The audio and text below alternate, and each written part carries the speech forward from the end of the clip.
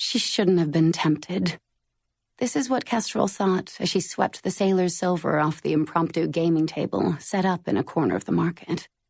"Don't go," said one sailor. "Stay," said another, but Kestrel cinched her wrist-strap velvet purse shut. The sun had lowered and caramelized the color of things, which meant that she'd played cards long enough to be noticed by someone who mattered. Someone who would tell her father. Cards wasn't even her favorite game. The silver wouldn't begin to pay for her silk dress, snagged from the splintery crate she'd used as a stool. But sailors were much better adversaries than the average aristocrat. They flipped cards with feral tricks, swore when they lost, swore when they won, would gouge the last silver keystone coin out of a friend. And they cheated. Kestrel especially liked it when they cheated. It made beating them not quite so easy. She smiled and left them. Then her smile faded. This hour of thrilling risk was going to cost her. It wasn't the gambling that would infuriate her father or the company she had kept. No, General Trajan was going to want to know why his daughter was in the city market, alone. Other people wondered, too.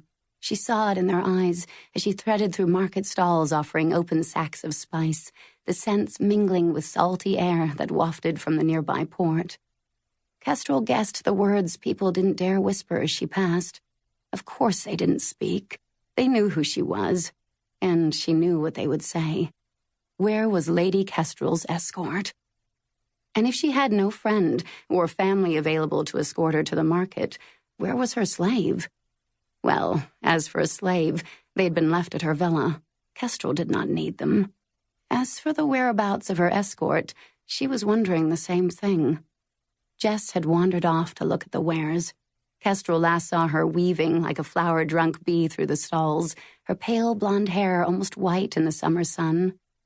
Technically, Jess could get in as much trouble as Kestrel. It wasn't allowed for a young Valorian girl who wasn't a member of the military to walk alone. But Jess's parents doted on her, and they hardly had the same notion of discipline as the highest-ranking general in the Valorian army. Kestrel scanned the stalls for her friend and finally caught the gleam of blonde braids styled in the latest fashion. Jess was talking to a jewelry seller who dangled a pair of earrings. The translucent gold droplets caught the light. Kestrel drew closer.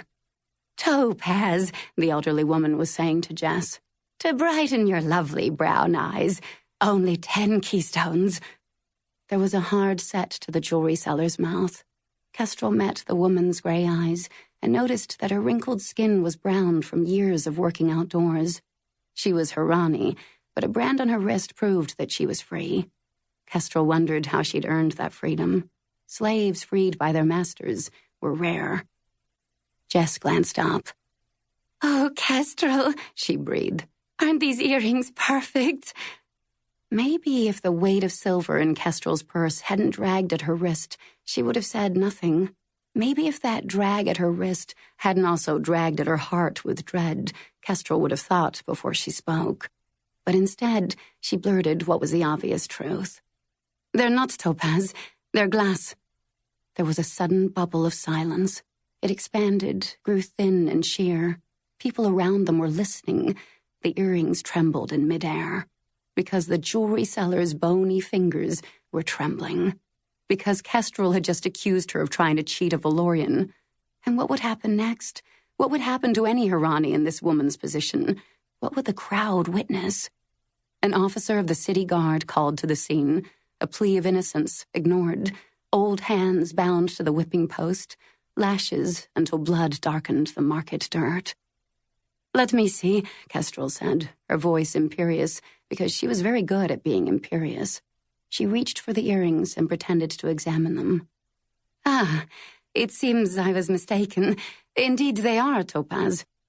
"Take them," whispered the jewelry seller. "We are not poor. We have no need of a gift from someone such as you." Kestrel set coins on the woman's table. The bubble of silence broke, and shoppers returned to discussing whatever ware had caught their fancy. Kestrel gave the earrings to Jess and led her away. As they walked, Jess studied one earring, letting it swing like a tiny bell. "So they are real?" "No." "How can you tell?" "They're completely unclouded," Kestrel said. No flaws. 10 keystones was too cheap a price for topaz of that quality. Jess might have commented that 10 keystones was too great a price for glass, but she said only, "The Harani would say that the god of lies must love you. You see things so clearly." Kestrel remembered the woman's stricken grey eyes. The Harani tell too many stories. They had been dreamers. Her father always said that this was why they had been easy to conquer. "Everyone loves stories," Jess said. Kestrel stopped to take the earrings from Jess and slip them into her friend's ears. "Then wear these to the next society dinner. Tell everyone you paid an outrageous sum, and they will believe they're true jewels. Isn't that what stories do? Make real things fake and fake things real?"